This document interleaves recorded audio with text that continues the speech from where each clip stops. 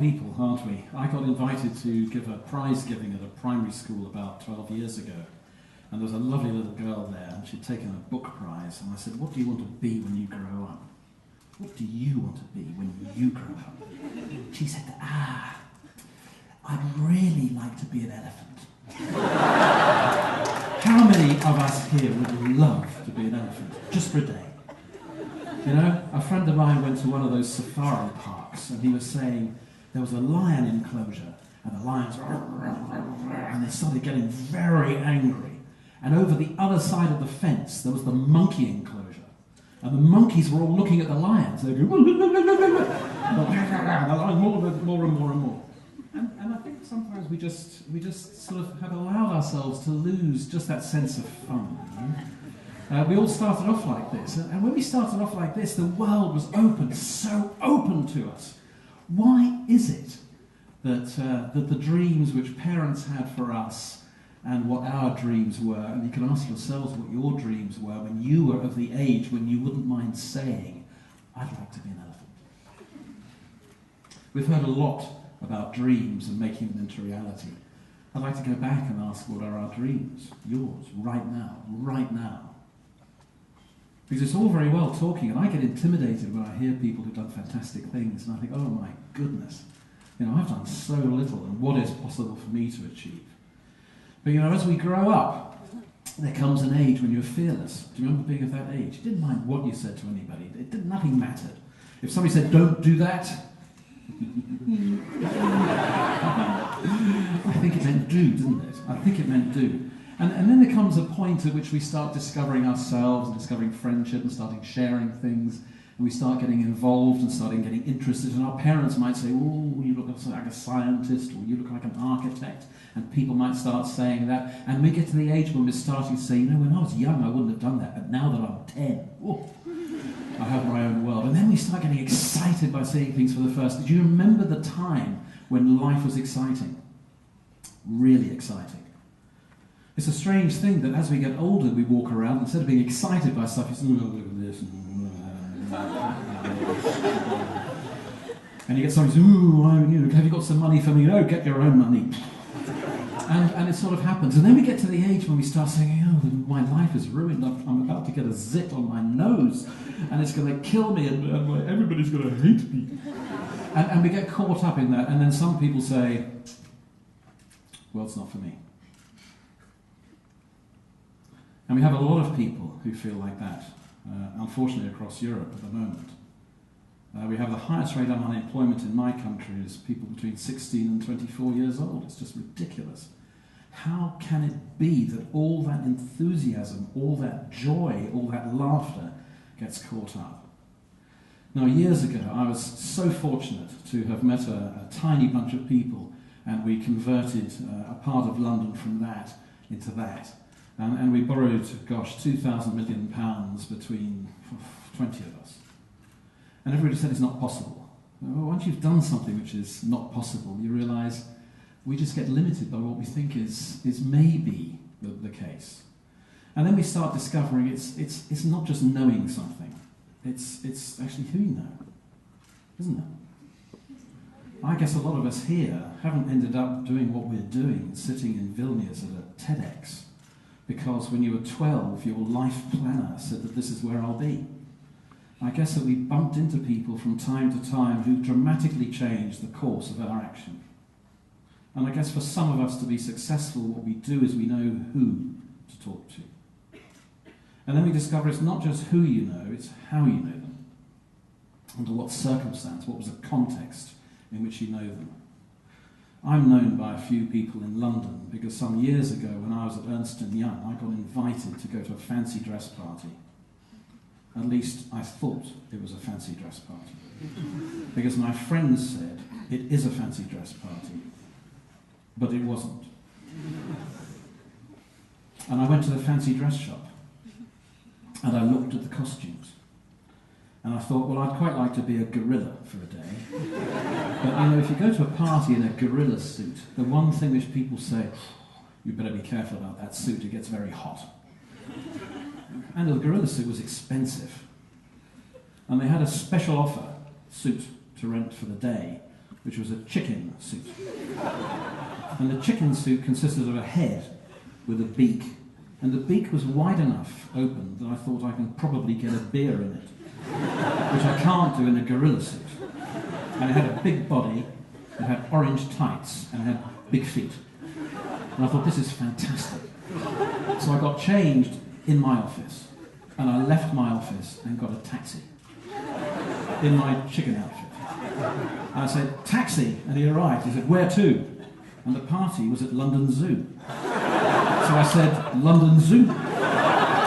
He said, are you going? I said, I'm going back. And as I got in the taxi, this suit enveloped me. You know, I couldn't see anything. It was just all chicken. So when we arrived, I paid him from inside the taxi and over the suit. And then I got out in my chicken suit, which didn't quite get out of the door, so quite a lot of chicken suit followed me, and then it sort of popped back into place. And there were quite a lot of people there in dinner jackets. And I thought, silly them, they didn't realise fancy dress. Ha ha ha. And of course, as I went in, guess what? They were all in penguin suits, except for one guy in a gorilla costume. Do you think I took the head of my chicken off? No. And do you think I sat at the seat which I was supposed to sit at? Or do you think I sat at somebody else's seat to ruin their careers? So it's not just who you know. And you get this stuff. And here we are. The world is open like that, and all of a sudden I'm a lawyer. All of a sudden I'm a consultant in PR. All of a sudden I'm an engineer specialising in aerospatial metals, titanium, and I really like Lagrangian theory analysis. What's happened to all the rest? Where's it gone? Where's it gone? I did some work with some students, you know, clever kids. They wanted to get into university, clever kids, about 10,000 of them. And I said, just tell me, what would you do to improve your school? And they said, the number one would be better teachers. You know, we'd really like teachers who are interested in us. I mean, genuinely interested in us. We have a lot of teachers who teach, blah, blah, blah, blah, but I don't know who they are. I don't know why they became a teacher. I don't know what their background is. I feel like I'm a commodity. I'm just passing through to generate the grades which they need to show that they're good teachers. And then the number 2 and 3 was treat us more like adults rather than kids. You know, we know there's a great big world out there. Please, don't just teach me maths, teach me why. Tell me what I can do with this stuff. I don't understand it. Does anybody here remember being in school and somebody might have said, look, we have to learn this. And you go, why? And they say, because we have to. But why? Because I tell you. They might even say, I don't want to do this any more than you do. Because let's go to a party. So we get caught up in some strange stuff. And mistakes make us. I don't have any photographs of me in my chicken suit, because at the time I thought it was the worst thing which ever happened. Now, I think it's the funniest thing which ever happened. Has anybody else got one of those? At the time it was a disaster, and now it is the fun bit. I remember when I started learning to ride a bicycle, and I remember riding down the road, and I remember seeing a rock in the road, and I was so nervous about hitting the rock. The one thing which I couldn't avoid in the whole road was that wretched rock. Did anybody else do one of those things? So that's the way we tend to find things happen. And then, quite a lot of people will say that there is a way in which we learn. We start off by not realising we're rubbish. I'm going to learn to drive. My mum can drive. How hard can that be? And then I get in the car to learn to drive, and I go, I am rubbish. I now realise I'm rubbish. And then as I get better, I am okay at it, provided I pay attention. Has anybody here gone driving with someone who's only just learned to drive? You know, and they're driving along, they're going, hi, how are you? Everything's fine, and just keep your eyes on the road. Yeah, but no, just keep your eyes on it. And then, before we know what happens, we become unconsciously brilliant. Has anybody here ever driven fantastically well and arrived at the wrong place? Yeah, I didn't need to come here, as silly was I. Whereas only a few years ago, I didn't think I'd ever make this work. In my country, it's turning right, which is a difficult thing to learn. I guess in your country, it's turning left. And I remember when a driving instructor said, "Why don't you take a right?" I said, "Actually, I'm happy to take a left, left, left, and then straight. You know, it's okay." So we need to be able to investigate and inquire and really find out about things. 11 years ago, I got invited into one of these conferences and an award ceremony for the best school delivered in the UK and the best playground, and this won the award. And I thought, I think it might be possible to do a bit better. But actually it's quite hard to find out what people really think. We start off with one-to-one conversations. Have you ever had a one-to-one conversation with someone and it drifts off in different directions and becomes quite powerful?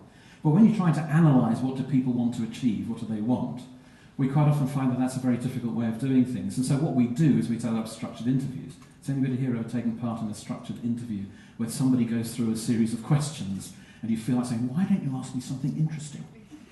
Why don't you ask me something relevant?" And he's like, "I can't, I think these are all my structure. I have to go through the structure." Well, then you set up a focus group. Has anybody here ever been in a focus group? You brought 20 people together and everybody waits to see what he's going to say. Or somebody might be a bit quiet and they think, "I need some time." And an awful lot of us have been into meetings and groups like that where we have flip chart out Project 2016 and flip chart out the new direction, and we feel really comfortable about it, and we've used all sorts of techniques and everything, and it's, "Are we all done? Do we now have our focus and our vision?" And we go, "Yes!" And as you go home, you go, "What a load of absolute rubbish." And then what we do is we then do surveys or consultations. So we thought, well, is there something which we can do to try and replicate a one-to-one conversation in a slightly more meaningful way? So we put something online and we said, look, if we're just going to talk about school before we even do anything, is it for pupils or is it for everyone? And there's a slider there, and people put the slider in a certain direction, and they get incensed by this. They say, "Like, what a stupid question to ask." And that's that one-to-one conversation. So I'd like to show you, in the UK we've got 600,000 teachers, and we've had so far 35,000 users on this. So we're almost statistically valid. Some would say we are statistically valid. And what people are saying is that the most important thing in education in our country is to go somewhere new. It's not just about improving what's there. We're responsible for the whole child. I'll just like to bring some up. Look, it's about going somewhere new, not just improving. I think we've improved enough. We have tweaked it enough. A different thing, it should be student-led learning, not staff-led learning. We want students to determine how much to learn and where they learn. And learning doesn't just happen in classrooms, learning happens everywhere. And we've got some comments. I'm not going to spend too long on those. We cannot miss the chance to make cultural changes in the education world. So why don't we? Why don't we do that? If we know that learning doesn't happen just in classrooms, why do we continue to teach like this? Why is it that all of us will look at a photograph of a kid falling asleep and you go, "Yeah, I remember that. That's how it was for me. He's got a more comfortable chair." And we still do it at university, don't we? This is a brand new university. It's extraordinary, isn't it? It's extraordinary. And connecting up these wonderful places of learning, we put corridors. Look, I'll show you some school corridors just to show you as an example of how we're going to really entice young people to absolutely get to grips with a fantastic opportunity. I got sent this one by somebody saying, "After you spoke to us, Marcus, we decided we're going to brighten the place up." and this is what in the United States, "We are a corridor. There's no messing with me." And then people start talking about best practice. So I did some work with about 700 teachers, and I said, "How many times do you go off and talk to colleagues from other departments just to see what each other's doing?" And they went, "Well, why would we do that?" It's fine. How many times would you, in a month, do you sit in other colleagues' lessons in other departments just to see what they're up to? I don't think so. So the only people who sometimes know what's happening in this school are the kids. So then you can say, is this the best or just the least bad? Because we never know what best practice is, of course. Because best is best at the moment, and then something else comes up which is much better, and so we go, "Well, I thought it was best, but now it's okay." And a little while later you see something else, and suddenly what was best is now a bit rubbish. So there's no such thing as best. And what a lot of people do is they moan about it. They say, "Oh, they need to do something about this, they need to change." I'd rather get stuck in, I'd rather try and see, well, can I make a difference? Is it possible for me to make a difference? Can I actually make a difference? And you know, it doesn't have to go this sequential. I might start off by not realising I can do this. It seems quite obvious. Has anybody here ever found that the answer's so obvious, but somebody just, for some reason, they just can't see it? You say, look, we should do this. And they go, no, that won't work. Of course it will. No. How do you know? Well, it's obvious. What's obvious? Well, it's obvious that it's your idea. It's stupid. You might even get people saying, look, if it could be done, it would be done, and isn't done, therefore it can't be done. And a lot of us are walking around with great ideas, thinking, I just don't know how to get other people to understand how this will work. So let's just try it and see if it works. So if that is not the way to do it, I'd like to show you some examples of what people have done when they've decided that actually, you know, maybe it is possible to do something different. I got sent this picture a couple of weeks ago by a woman who runs a little primary school in the middle of nowhere, and she said, do you know what, Marcus? Yeah, I put 2 projectors up, and this is how we teach lessons. That's how we do it now. It's so much better. Kids get really, really excited by all this stuff. They really understand. And actually what we're going to do is we're going to bring more people into our school. You know, and if we've got a car park full of cars, we'll just let the kids into the cars. We'll take the keys, but... you know, and kids are quite small, so they can have a look underneath the car. Very seldom do we see underneath the car to see there are all sorts of bits. And then we will excite people, and we do want this to happen. And if we're going to have lunch, then let's have flowers on the table. It doesn't have to be an industrialised area. And you know, what we really need to do is we need to get kids out and about so they can meet people who are doing interesting things. This is one of the directors at Ridley Scott. You know, they did Gladiator and stuff. And when kids start meeting these people and actually understanding that they're ordinary people, and they start saying, oh, maybe I can do some of this stuff. And we grotesquely underestimate what some people can do. I got sent this, a small bunch of kids in the middle of nowhere with their iPhones went off and made some movies, and they got it shown at the local cinema. 6-year-olds. Of course, teachers didn't think they could do that. What happens when you let a child concentrate enough so they can finish their work, rather than move on because somebody said, you have to move on. Look at this, it's beautiful, isn't it? Look at this is done by a 6-year-old. But that's not with a big brush and 4 paints. It's allowing them time to see what they can actually do. And help. You know, if we've got young people today able to write apps, and if you look at, there's a great TED talk coming up, TED Manhattan Place. This is a 12-year-old talking about how he started off writing iPhone and iPad maps. And then we can say, is this the best or just the least bad?